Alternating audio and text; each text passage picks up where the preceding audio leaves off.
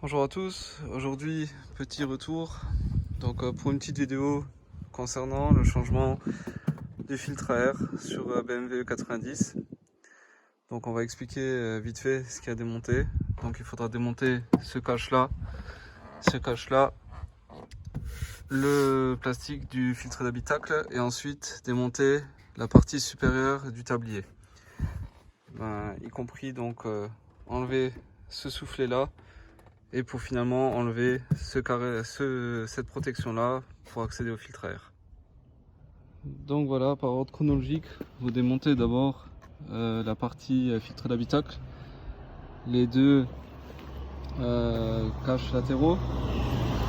Ensuite vous démontez, donc il y a une vis ici, une autre là. Ensuite vous enlevez donc les bloqueurs là, en caoutchouc et vous pouvez démonter cette partie là. Voilà. Une fois que ça c'est démonté, il faudra donc enlever cette barre là, donc il sera fixé ici et ici. Donc voilà, une fois que vous avez enlevé tous les éléments, une barre suffit en fait pour démonter, pour accéder à cette vis là. Si vous êtes un peu téméraire, vous levez le cache pour avoir accès à la vis qui est juste au fond ici. Vous la voyez au fond, voilà, je vous la montre. Attendez, voilà. Donc il y aura cette vis là, cette vis là, celle-là qui est juste là. Et pour finir, il y en a une qui se retrouve tout au fond, derrière le cache. Donc n'oubliez pas celle-là. Une fois que celle-là est démontée, normalement, vous accédez à votre fameux filtre à air.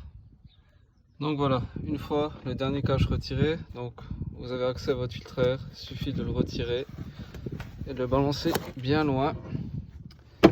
C'est pour ça que beaucoup de personnes ne le changent pas ce filtre, parce qu'en fait pour accéder à ce filtre là, il faut démonter tout ça. Voilà.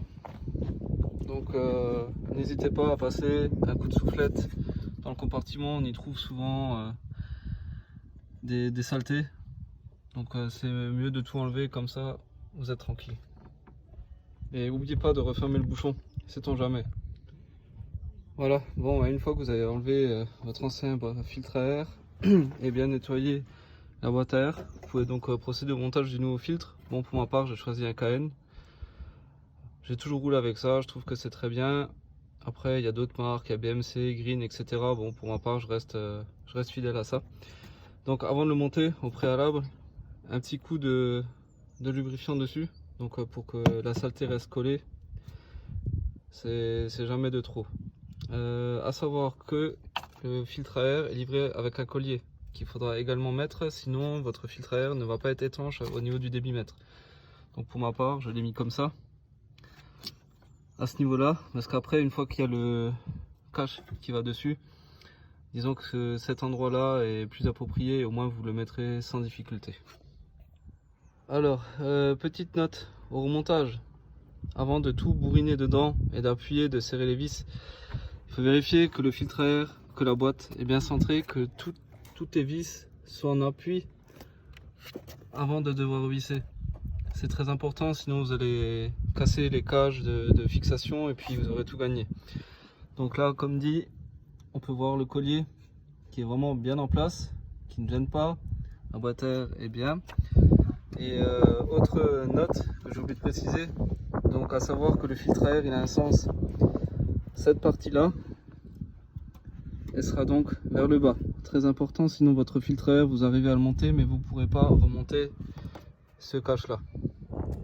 Bon ben voilà, une fois que vous avez tout remonté, ça doit donner ce résultat. Donc pas oublier de serrer la vis. Alors ça sera du Torx E16, la vis là-haut E18, bien serré, d'accord. Ne pas oublier de reclipper la barre du plus, ok. Le cache moteur, pas oublier, donc 1, 2, 3, 4 vis et vous serez tout bon. Donc voilà, n'hésitez pas à poser des questions dans vos commentaires si toutefois vous en avez. N'hésitez pas à vous abonner non plus et à liker les vidéos. La prochaine vidéo concernera certainement donc un montage de ressort high bar pour abaisser un peu la voiture. Donc j'espère que vous serez présents. Voilà, enjoy!